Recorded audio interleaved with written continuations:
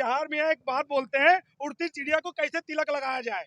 तो वो निशंक जी अब करना चाहते हैं कि उड़ती चिड़िया को तिलक लगाया जाए, लेकिन रुड़की की जनता तो खास तौर से मैं नेता नहीं हूँ, मैं उत्तराखंड की बेटी हूँ। ये लोग चाहेंगे तब नेता बनाएंगे। मैं नेता नहीं हूँ, मैं उत्तराखंड की बेटी हूँ और एज ए बेटी ये मेरे उत्तराखंड के लोग हैं। मैं एज ए बेटी के तौर पर आ रही हूँ यहाँ पर और इनके लिए जो भी हर संभव प्रयास को मैं पूरा प्रयास करूँ। मैम की बात से हमें उम्मीद लग रही है, एक नई उम्मीद जाग रही है और यूथ सारा आपके साथ है। मैडम आप संघर्ष करो, हम आपके साथ हैं, हम आपके सोच महाराज खद्दर में कह गए थे मंत्री जी कि किसानों को 2-2 हजार 2500 मुआवजा देंगे। तो उनको मैं कहना चाहता हूँ, हाथ जोड़ के निवेदन है, मैं 5-5 हर घर से दिला दूंगा, हमारे गड्ढे बंद कर दो, हमारे मकान गिरना बंद कर दो। हम 5-5 हजार हर घर से दिला देंगे। निशंक जी क्यों आएंगे?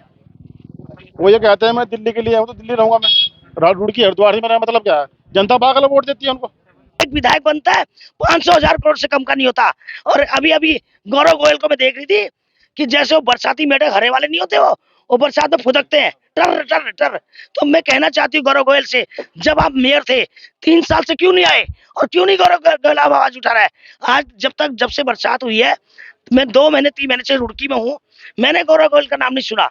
जब उसकी कुर्सी में कोई बैठ गया और उसके बाद जब उसने रिजाइन दिया तब गौरव गोयल का नाम थे। अगर मैं इतने भ्रष्टाचारी होते उन्हें कांग्रेस छोड़ने की आवश्यकता नहीं थी। उन्होंने 1.5 साल पहले सरकार को लात मार दिया था। वास्तव में प्रदीप बत्रा एक बहुत अच्छा नेता भाजपा लात मारेगी उनको। भाजपा जनता कैबिनेट पार्टी की राष्ट्रीय अध्यक्ष भावना पांडे आज रुड़की के गणेशपुर में पहुंची, जहां पर उन्होंने मकान में आई दरार को देखते हुए कहा कि ये सरकार की बहुत बड़ी लापरवाही है, जिन्होंने भ्रष्टाचारियों के हाथ में अपनी कमान सौंपी हुई है। इस दौरान भावना पांडे को स्थानीय लोगों ने अपनी व्यथा सुनाई। आइए जानते हैं क्या कहा भावना पांडे ने व स्थानीय लोगों ने। क्यों यहाँ पर लोगों के मेरे को फोन आए थे और मैं 3-4 दिन से दिल्ली थी, यहाँ पर लोगों के मकान धंसने की मुझे रिपोर्ट आई थी और कुछ यहाँ पर 300 करोड़ 600 करोड़ का मामला है ईडीपी का, और जिसमें चैम्बर बनना था शेरपुर में और बना दिया गया यहाँ बिना मिट्टी के जांच के। और तमाम यहाँ घर, मैं अभी 3-4 घरों का मुआयना करी हूँ। एक इधर सामने से लगातार 4 घर सब धंस रहे हैं और गणेश मूर्ति से इधर को। और इसमें बहुत बड़ा घोटाला हुआ है। ये जैसे बता रहे हैं कि भाई जिस समय काम शुरू हुआ था पतली पतली पाइपें डाली गई थी।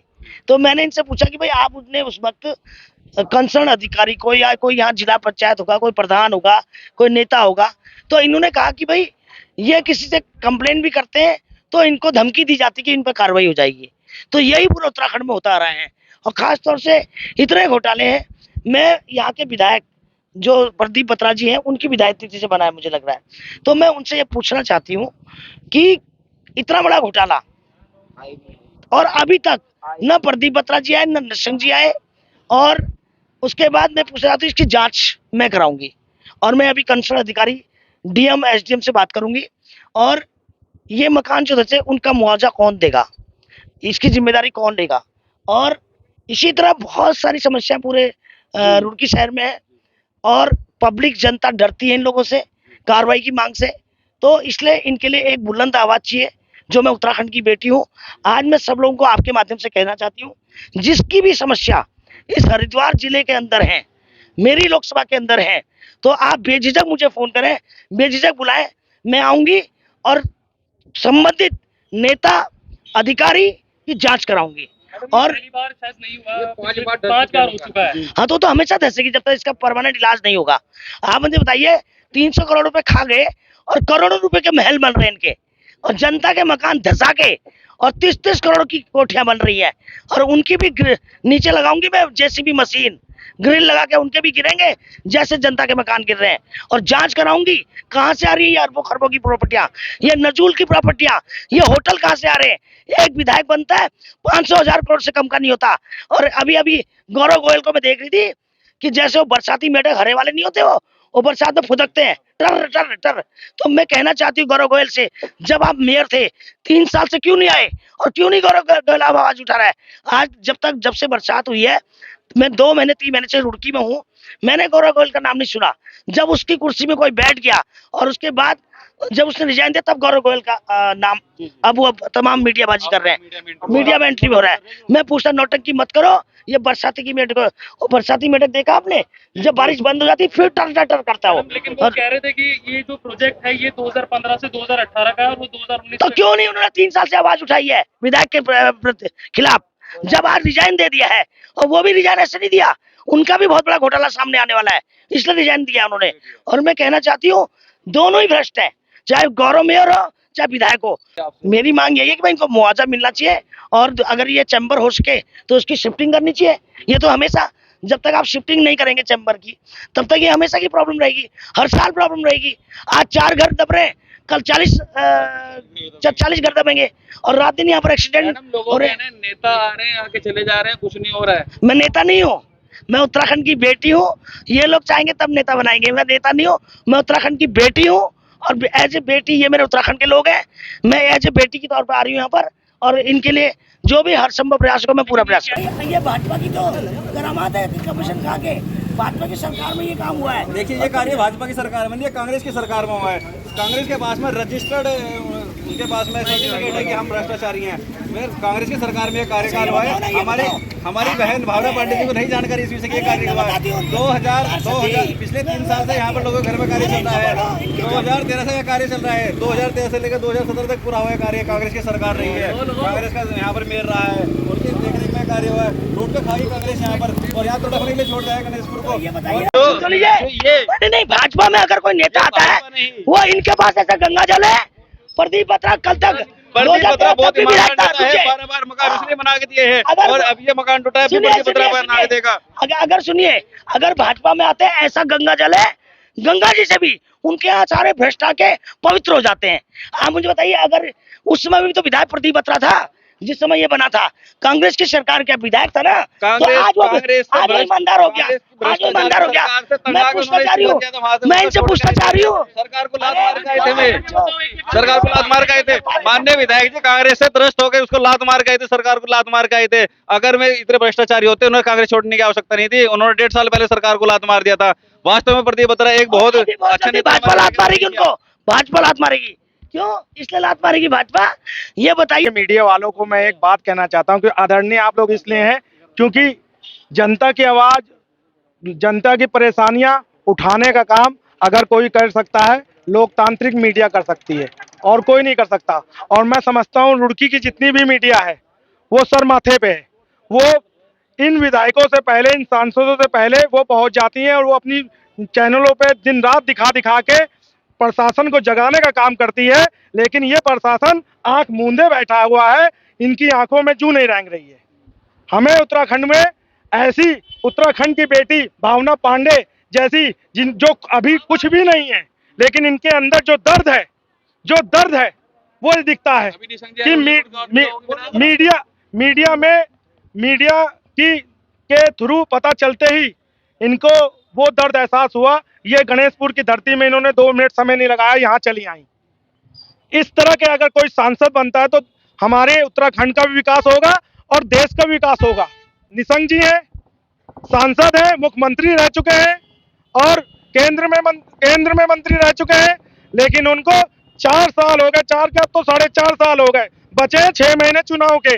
अब उनको याद आ रही है कि जनता को उड़ती चिड़िया को कैसे, बिहार भी है एक बात बोलते हैं, उड़ती चिड़िया को कैसे तिलक लगाया जाए, तो वो निशंक जी अब करना चाहते हैं कि उड़ती चिड़िया को तिलक लगाया जाए। लेकिन रुड़की की जनता तो खास तौर से ये समझ चुकी है कि बहकावे में नहीं आएगी। निशंक जी से ये जवाब माना जाएगा कि दर्द क्या होता है। रही बात यहाँ के हमारे प्रदीप बत्रा जी, उनको वोट हमने इसलिए दी कि हमारे वो स्वभाव से सीधे व्यक्ति लगे, ये चीज लगे, और वोट इसलिए भी दी कि संजू तोमर, कुलदीप तोमर यहाँ के पार्षद हैं, उनका व्यवहार बहुत अच्छा है, जनताओं के बीच में रहने वाले व्यक्ति हैं, उनको देख के वोट दी। हमें नहीं मालूम था उनका विधायक इतना निकम्मा होगा कि वो झांक के भी नहीं देखेगा।